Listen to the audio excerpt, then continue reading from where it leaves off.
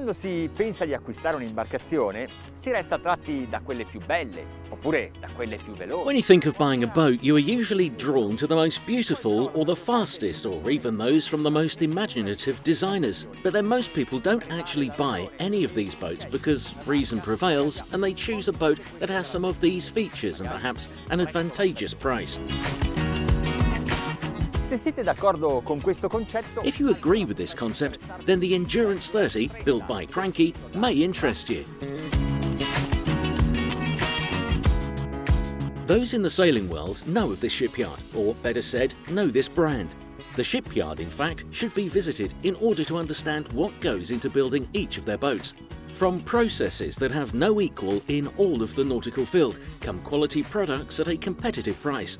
To this, we add their enormous experience and expertise, and the result is models appreciated and sold on all continents.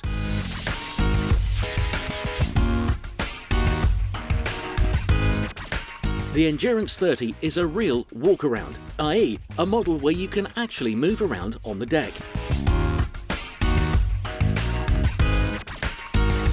The bow area is easily accessible via walkways that are well protected, at the centre of which is the traditional sun deck. The steering position is also easy to circumvent. This way, both the pilot and navigator can move around freely.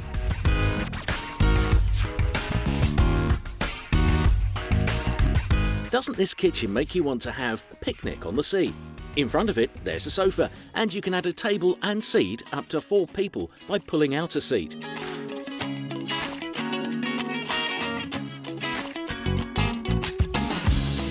It is a perfect boat for 4 people because there are 2 sun decks and each of them fits at least 2 people. Also below deck there are 4 sleeping positions.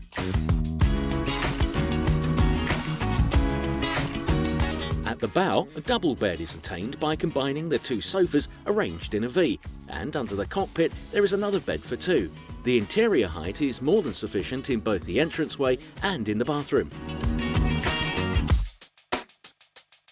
prima di iniziare il test, voglio ricordarvi che questo è uno dei modelli. Before we start the trial, I want to remind you that this is one of the smallest models in the CRANCHI line, but it is built with the same materials, the same techniques, and the same attention as the larger yacht, and this gives me a certain sense of quality security.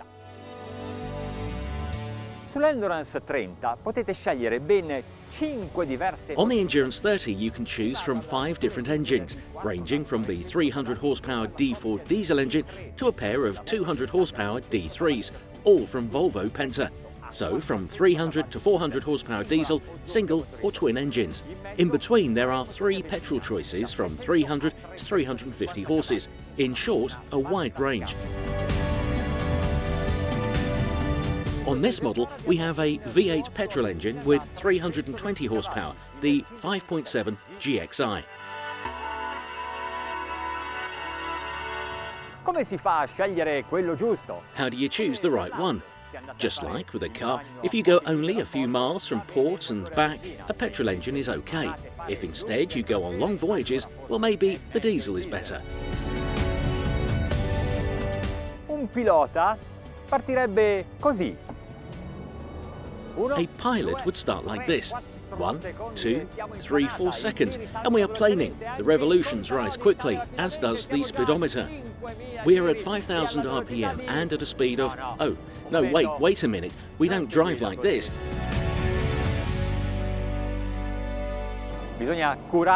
We need to first take care of the passengers to make sure that they are seated comfortably and safely, and then we can speed up.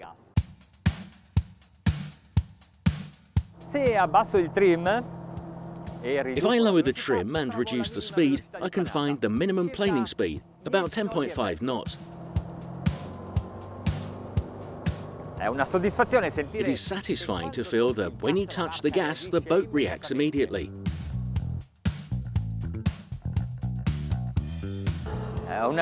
It is a splendid day here in the North Adriatic Sea, even if it is a bit cold.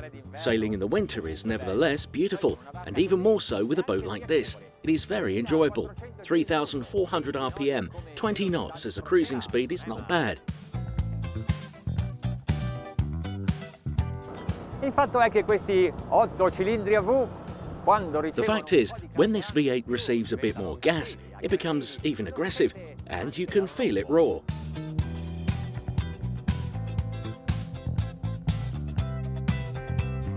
Mi sono portato a 4.000 giri minuto e adesso la velocità è di 27 nodi.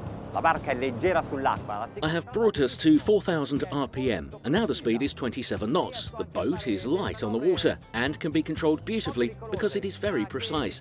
And even I can do manoeuvres that are a bit more dangerous, but I understand how to control them, to choose the angle of attack for every wave, even at the last minute, to better navigate when the sea is a bit rough.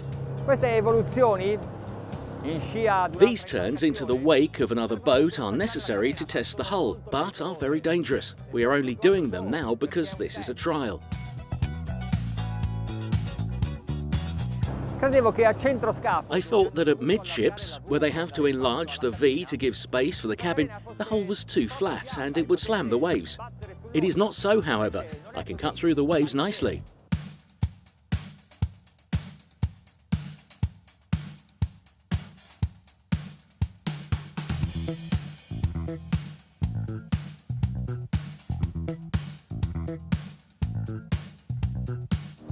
The sea is calm, there are no waves, I can increase the trim and go full throttle.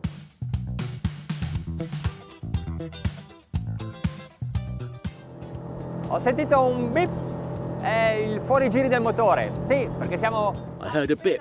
It was the engine's overspeed, because we are just at 5,000 RPM and the speed is 35.5 knots, and this is the maximum performance for the Endurance 30, at least with this type of engine.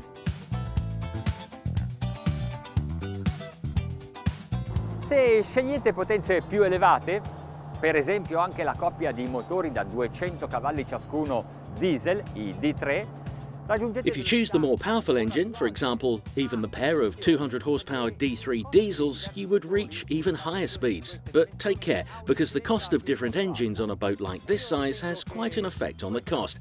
I believe that this is the best configuration. For me, it's just right.